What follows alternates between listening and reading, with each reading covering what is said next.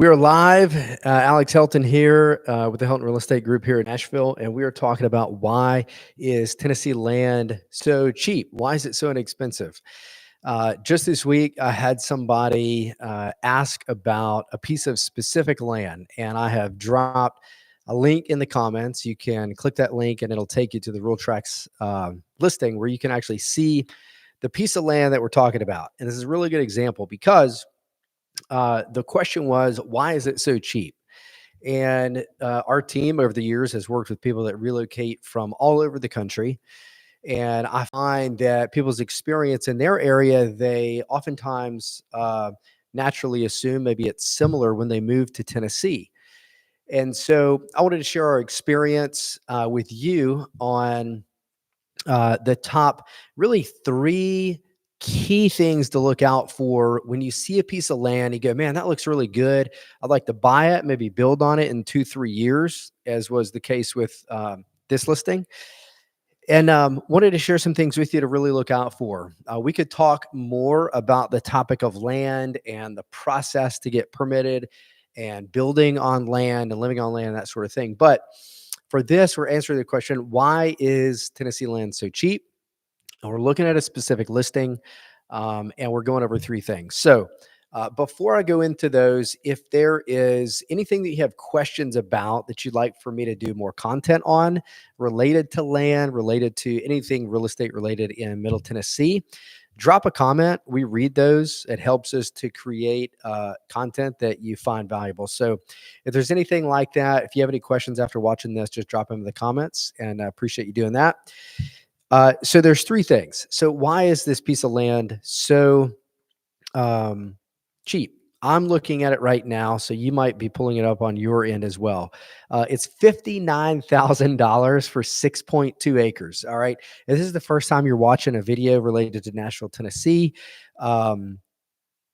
that's like insanely low. That's typically probably a little less than maybe even what you would see an acre go for per acre in somewhere like Franklin. If you were to see 6 acres in Franklin, you might see it at a price anywhere from, 65,000 to 115,000 per acre. So naturally, this guy is thinking, hey, I'd like to buy a piece of land. I'm kind of looking out there. They're not necessarily looking to move and build today, but 2-3 years from now, kids are out of the house and we want to get outside of Nashville. So this is actually in Cheatham County. It's outside of Davidson County, outside of Nashville. And that's a very common thing. And if you're watching this, it may be the case with you as well, where you either want to buy land outside of Nashville to build either a second home to kind of go on a retreat on the weekends, or maybe you want to move because, as is the case with a lot of people we work with that build on land. The kids are out of the house and we don't need to be thinking about schools or anything like that. Let's just go out there and live. So if that's the case with you, this is going to be really relevant. So the first thing that I look at is there's three things. All right. The first thing is going to be, generally speaking, utilities. And then really within utilities, the main thing that if you don't, this is the make or break deal. Until this is done, nothing else matters. And that is sewer. All right. So how does sewer work in Tennessee? How does it work in sort of, Nashville, Metro Nashville? You have one of two ways that sewer works. One way is through just sewer pipes connected to city sewer. All right. So if you see a listing and it says city, that just simply means your sewage goes from your house and the city essentially takes care of that.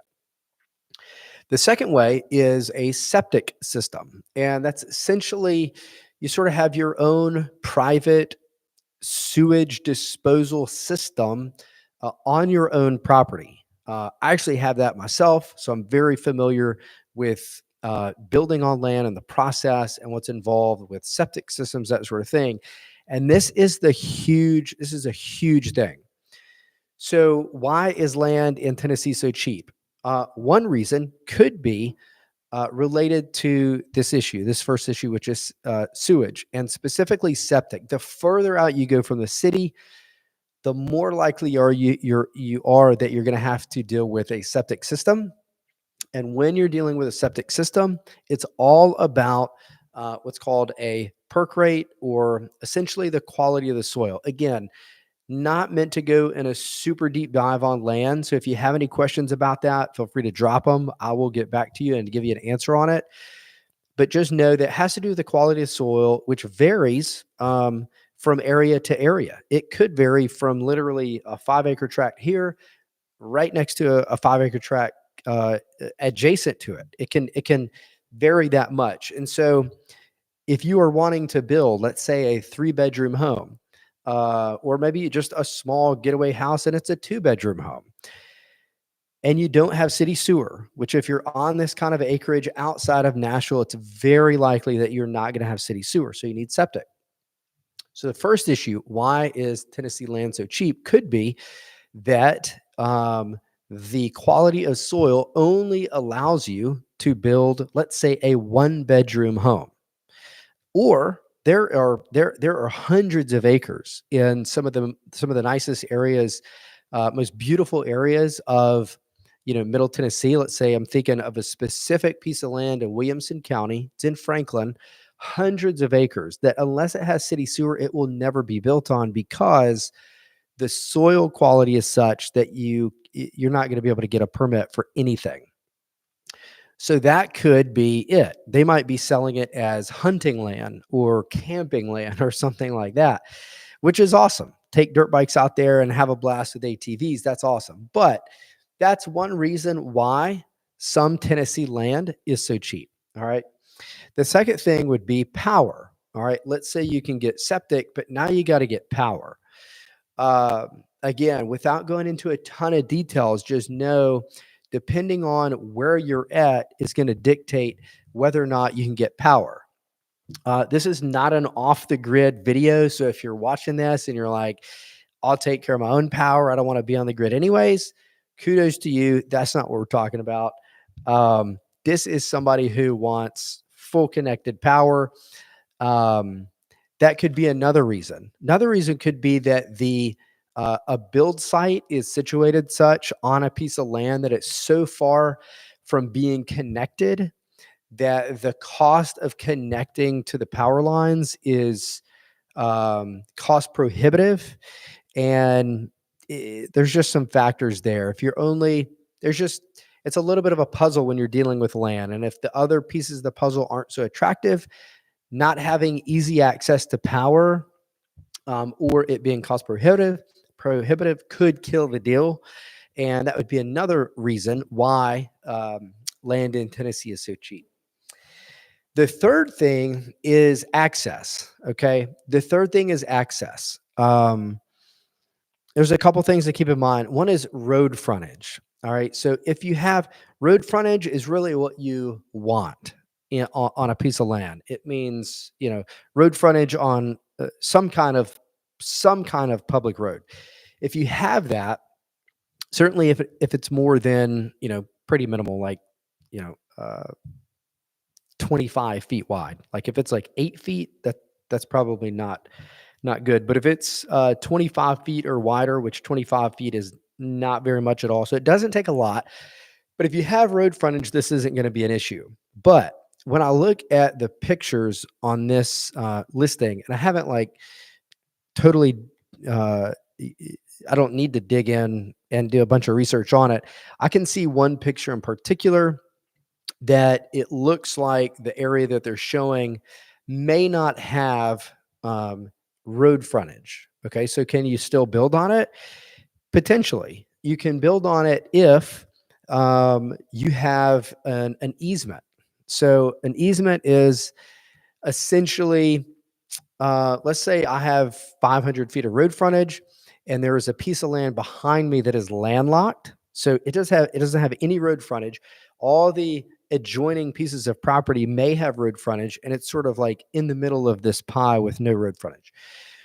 You could come to me and ask, hey, would you give me an easement so that I can build a driveway through your property in some form or fashion so that I can access that? And I might say yes, or we might negotiate what that could look like. But if I'm not negotiable on that and the property is landlocked, then it's no better than as if you can't get sewer. That is, you can't build on it. you don't have you can't have access. So you can use it for well, I was going to say you could use it to get ATVs on. Typically, there is some kind of access, but not necessarily for like a permanent driveway. So, again, might be good for hunting land, might be good for dirt bikes, ATVs, and camping with the kids, but not necessarily building on. So, these are the three really big deal breakers. One is sewer, the second one is power, and the third one is access. Any of these could be, if they are missing, why a piece of land that you might be looking at is listed so inexpensively compared to everything else you look at. So more to talk about that. If this has been helpful, please like the video. We are trying to grow our channel and help other people that are looking for the kind of information we put out. So if you like it, like it. And if you have any questions, comment. Appreciate you watching. Again, I'm Alex Helton, Helton Real Estate Group here in Nashville. We have sold over 1,000 homes, over about $500 million in sales, and we really appreciate putting our experience to work for people like you. So, trying to help our audience and any questions you have in relocating to the Nashville area. So, if we can help, comment. Appreciate you watching, and we'll see you on the next video.